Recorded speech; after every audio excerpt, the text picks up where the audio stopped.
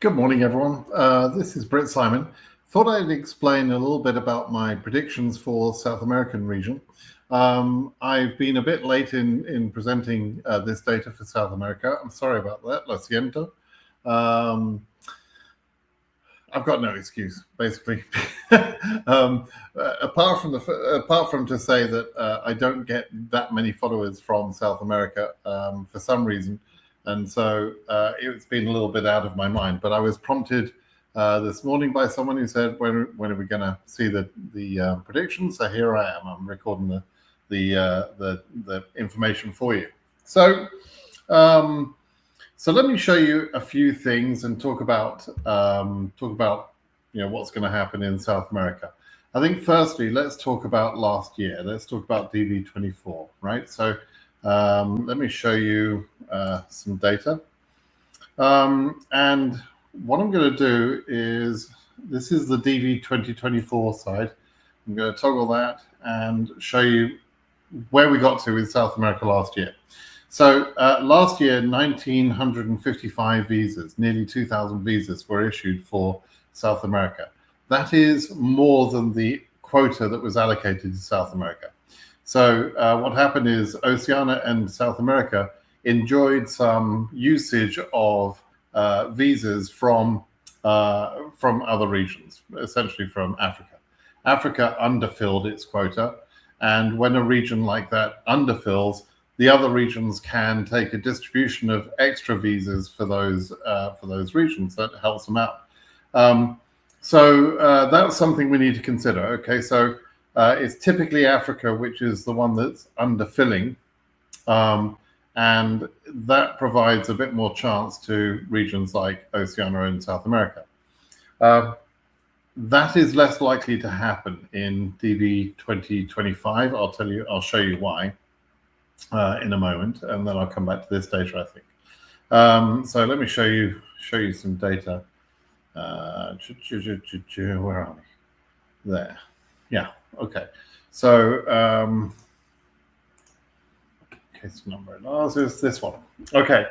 So firstly, for DV25, you can see that there is a reduction in the number of selectees for South America compared to last year. Right, there were 5,331 people selected in DV24, and there are only 4,651 selected in DV25. Less people selected is better in a sense. There's less. If there's less people selected, you've got more chance of going current and more chance of getting a visa. It represented a drop of nearly 13%. And as you can see, the other regions, Oceania, Europe, and Asia, all had a reduction in the number of selectees, but Africa got more selectees than last year. Now, why did they get more? Why did Africa get more and the other regions got less? Well, it's because KCC or the government are trying to push Africa to achieve its full potential, its full quota, because that's the top line, and the rest of the regions sort of fall into place behind that. So they want Africa to actually meet its quota. The quotas that I'm talking about are these, by the way. In a year where there were 55,000 visas available, the quota for Africa would be nearly 25,000, right? And the quota for South America would be nearly 1,500. However, this year in DV 2025, there's a program that has taken about 3,000 visas away from the DV lottery quota. So instead of having 55,000 visas available, we have about 52,000 visas available. That reduction reduces every region's available quota. And so instead of having 1,498 visas available for South America within its quota, we only have 1,416. And Africa has gone down to 23,610, right? So Africa has had a reduction of about 1,400, but it's had an increase in the number of selectees. That's interesting, right? So they've got more selectees and substantially less number of visas available to them. South America has had a reduction of about 12.7%, number of selectees, but that's a reduction from last year, where last year they had far too many selectees, right? And if we go back to the overview, we can see that in 2023 there were 3,500 selectees. That's a much healthier number. So 4,600, although it's not as bad as DV2024 in terms of having too many selectees, it's still too many. It's too many selectees in total, and therefore we know that there will be a cutoff before the end of the year. Okay, so let's go back and now we've introduced that topic, as it were. Let's go back to DV24 and see how South America behaved in DV24, right? So I'll switch. This is Zarthisius's beautiful site, by the way, where you can see lots of data. You can see all the data. So I encourage you to come here and understand how this site works and play around with it, because it's absolutely invaluable data. So this was South America's distribution of cases last year. So there were 5,300 people who were spread on case numbers up to about 5,700 in South America, which gave us a density of around about 50%, just under 50%, I think it was. But you can see that there was a fairly consistent performance of the percentage of people per 100 cases that were scheduled for interview. There's a fairly consistent performance, which runs in line with the numbers up here. Let me show you a couple of things. Let me snag it this. Let me take a picture and I'll draw. Done. Don't need that. Okay. That was a bit of fun I was having at somebody else's expense. Sorry, let me just bring up snag it. Yeah. Okay.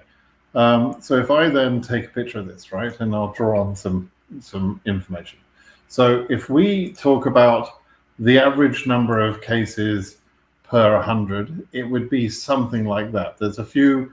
These are in 100 boxes of 100, right? So for each 100 cases, you can see I've drawn a line around about 45 per 100, roughly. You can see that some boxes or some groupings of 100 are higher than that, some are lower than that, so that's kind of my average. But you can see also there's another line that we could say, all right, well, we can see that up to that point, about 3,400 there were around about 25 to 28 cases per 100 that actually seemed to get interviewed, right? And so that was a consistent pattern up until case number 3,400. Now, the visa bulletin went current to 5,000, all the way up here. But you can see that there's a sudden drop in cases after case number 3,400. And the chances of being scheduled on these very high case numbers was instantly lowered, right? Instead of the chance being, fairly high up here compared to that line, the chance was lowered. What happened at 3,400 to lower the chances like that? Well, essentially, it was Havana. Cuba is massively dominant within the region in terms of DV selectees. This year, we've got 2,368 selectees from Cuba. Last year was about 3,000. So out of the 4,600 selectees we've got from the South American region as a whole, half of all of those are from Cuba. So every other case is from Cuba, right? And we'll go through, more likely than not, we'll go through the Havana embassy, right? So when Havana embassy reached its capacity, they stopped interviewing people at about case number 3,400. And I could show you the data. I've studied the data, but basically, in fact, let me show you. Yeah, I'll show you some data. DV24, this data here. If we look at, this is all South America. We look at the Havana consulate. That one there, yep. And we go to the end there, we can see that the highest case number that they actually scheduled was 3,397. But if you look at the dates of the 2NLs, they got two batches of 2NLs. They got some on August the 6th and July 24th. And that was 24 in each of those batches. So that was all in the last month. So in the last month, they had 2 sets of 2NLs, which is slightly unusual, but good, right? And all of those cases that were from July 24 or August 6 2NLs, which were September cases, all of those were from case number 3152 to case number 3397. So in 250 case numbers, there were 48 cases that were interviewed in the month of September, which is about 20 cases per 100, right? So if we look at this data here, that 20 cases per 100, as soon as that 20 cases per 100 stopped, then that's why there's a massive drop down here to this lower level. Okay, it's because Havana stopped issuing or accepting cases. Their capacity was reached. And again, if you want another proof of that, if you want to see what I mean about that, then on this same site, this same brilliant site that you should all know, which is Arthisius's site, right? If we look at the information there for Cuba, and let me just switch this over. Yeah. So this is looking at Havana Embassy on its own, right? And you can see that, yes, they achieved about 20 cases on average for that final block of interviews that they took up to case number 3400, 3397. And you can see those 2 sort of batches of 2NLs they took, 24 and 24, adding up to 48. 48 was about their capacity. If you look at this month, which was May, they took 46. They took 46 in February also. If we look at this 271, that 271 is actually 5 months worth of scheduling. So that's a bit more than 50, a little bit more than 50. And they had, for some reason, they had a bumper month in January, but they never repeated that. And most months were below 48. So when they scheduled 48 cases for September, that was about their correct capacity. And that meant that they couldn't get to case number 5,000, even though case number 5,000 was current. There would have been Cuban cases between 3,400 and 5,000 at the rate of about 20 per 100, right? But they couldn't get to them because they didn't have the capacity. They would have needed a lot more capacity. They would have had to have taken several hundred people in the last month, and they couldn't do that, of course. So that's kind of what happened. And why am I talking about Cuba so much? Well, if half of the selectees are in Cuba for the South American region, and every other country added together kind of thing is the other half, then that's why Cuba is so important, right? And if we look at the visa bulletin from last year, we can see the number of people selected. We see that Cuba has 2,348 selectees, as I told you. Ecuador has 795, Peru has 657, and with the exception possibly of Guatemala, all of the other countries are a small amount of selectees per country. It's a very small amount, right? So the 3 big countries that we need to think about is Cuba, Ecuador, and Peru. But Cuba by itself adds up to about the same number of all of these other countries. So the performance of South America is based on the performance of Havana Embassy. And Havana Embassy have already demonstrated to us last year that they will consistently work. They've worked well in DV24, but they have a capacity limit, and that capacity limit was hit last year, right? So I'm hoping that's making sense. Now, you can also see, by the way, that if I look back at these sort of high-level numbers, the number of issued, that 1,955 is much higher than the number of visas available to the region this year. It really should be no more than about 1,400 or so, just over 1,400 to South America. So this was a very, very good year for South America. It was an excellent year, and we can't really genuinely expect that to happen as the same way exactly. And these cases were just very lucky. There's about 200 people that were issued, 193, I think it is. 200 people, 193 people were issued with case numbers greater than 3,400. And they were lucky, but they were the exception. And you know, the majority of the work happened at case number 3,400 or below.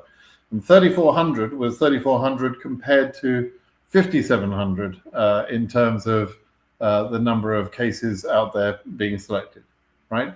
So we should be considering a cutoff for South America. And I did a little bit of math to try and work out what that would look like. And essentially, I based it all on Havana, I have to say. And I haven't kept a lot of my workings here, but I'll show you just a couple of things. South America had, in DV23, they had 1,054 cases scheduled. In DV24, they had 1,069 cases scheduled. Both those are the absolute maximum of the number of cases that can be scheduled. We don't need to see that many cases scheduled. And we have, roughly speaking, about 2,500 cases. So we only need about 1,000 of them. Some notes here on South America. South America exceeded the quota in DV 2024. So if I'm going to try and predict what's going to happen, I'm going to subtract numbers based on the fact that the quota was exceeded last year. I can't assume that South America would be able to exceed the quota again this year. They may not. Okay, the DV25 quota itself is reduced. It's reduced by that 3,000 I mentioned, about 6% reduction. So it's reduced to 52,000. So that's going to be another reason to subtract from, the predicted number that we could get to. Cuba dominates the region, and Havana capacity is an impact, and we demonstrated the impact there for Havana and for Cubans, right? So Havana have already demonstrated that they've got a capacity limit. By the way, I should show you, if we look back at this data and we look at DV25, how have Havana started the year? Let me just have a look at that.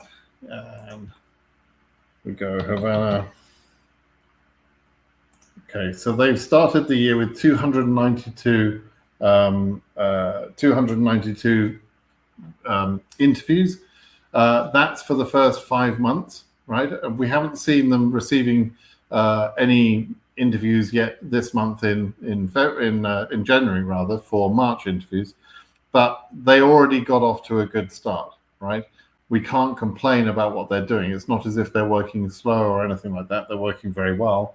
And if we look at the chart for Cuba, you can see again, they're taking a sensible number of cases per 1,000, and they're right up to the current number, the 1,750, which is the current number. So they are not backlogged in any way. So they are doing well.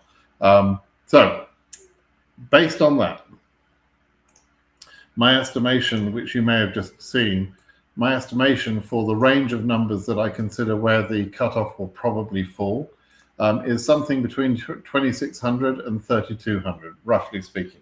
Now that low number range there, the 2,600 number, is lower than I really anticipate. I think if I'm really sort of being brutally honest, I expect the cutoff to fall within the 2,800 to 3,000 range. That's really where I think the most likely chance of a cutoff is. But it could go as high as 3,200, or the cutoff could come as early as 2,600. And it will very largely depend how Cuba and Havana Embassy, how that operates. If, for example, Havana Embassy started taking less cases, then the other countries in the region would enjoy extra chances, extra visas, etc. But if Cuba or Havana Embassy works very well and consistently books enough appointments each month, then what will happen is we will easily be able to get to the end of the available visas before the end of the year, probably around about August or September. And that cutoff will be sort of fairly hard in around about this range that I'm talking about here, probably around about 28 to 300, 3,000, 2,800 to 3,000, right? So that's roughly my estimation. By all means, do your own math. Have a look at the data yourself. Zarthisius provides all this data. You can go and have a look at all of this data, and his website is dvcharts.zarthisius.xyz, and then he's got the CEAC data for DV24 or for 25. But it's a brilliant site. You should really go and look at that. And if you want to know, by the way, where that data comes from, it's official data that we're extracting. Zarthisius is extracting from the official database that the government has on all the cases. So this is real data. There's no doubt about this data. It's not just made up data. It's real data. Okay, hopefully that sort of explains my thoughts a little bit. Now, could I be wrong in this? Absolutely, I could be wrong. This is just a prediction. This is not certainty, just a prediction. And we're fairly early in the year. So if I do a weather forecast for this afternoon, I'm quite likely to be pretty accurate, right? But if I do a weather forecast for some day 6 months away, I'm going to be less accurate, right? And that's really what we're talking about here. This is like a long-range weather forecast. So there's some inaccuracy in it. And as we go through the next few weeks and months, we need to adjust the thinking and realize what's going on. And so you need to keep in touch. Even if your number is higher than the range that I've stated, it doesn't mean it's impossible to get to your number. If your number is lower than the range I've stated, it doesn't mean you're absolutely safe. There could be a lot of things that could happen between now and the end of the year that could affect this, right? And so we need to consider those things. And of course, there's one very big impact that may come along and change a lot of things in DV world and immigration in general, and that's the inauguration next week of President Trump. President Trump has got an anti-immigration stance. His followers have an anti-immigration stance. They're very concerned about the southern border with Mexico and people coming over that border. They're very concerned with illegal immigration. They're more concerned with illegal immigration than legal immigration. And DV lottery, of course, is legal. But we could get caught up with whatever actions he takes to try and limit entries at the southern border. We could get caught up with that. And that could be impactful to the South American region, or it could impact other regions, which could also have then a knock-on effect to South America. So there's a lot that can change. And we have to be careful with these long-range predictions. As I say, they're just predictions. It's just a bit of information. And I guess what I'm really saying is, if your case number is something like case number 4,000 or case number 3,800 or something, I wouldn't be telling you to give up at this point. There's no point in me telling you to give up, because strange things can happen. But you at least are informed that there is some risk to your case based on your case number. And although there's nothing you can do about that, you at least know about it. So you don't go and sell your car and resign from your job and do all these things because you think that you're going to be emigrating within a few months. So you instead, you just take a stand back and say, hey, there's a risk that I might not get my green card. I need to be a bit cautious in the way I behave. I'm not going to tell all of my friends and family I'm definitely going to get a green card, because I'm just going to play it a little bit cautiously because I can see I've got some risk. And emotionally, it's better for you to have an understanding that there is some risk. And then if things work out in your favor and you get the green card, despite what I've said, even at a high case number, then you'll just be, additionally thrilled. You'll realize how, amazing that was and how lucky you've been, etc. But at least you know, and that's really why I give the information that I give here. So stay in touch with the channel, please. Do subscribe to my channel. I will provide more information as I get it, and we can keep an eye on the numbers, particularly looking at the Havana embassy to see what happens over the coming weeks and months. All right, everybody. Thanks then. Bye-bye now.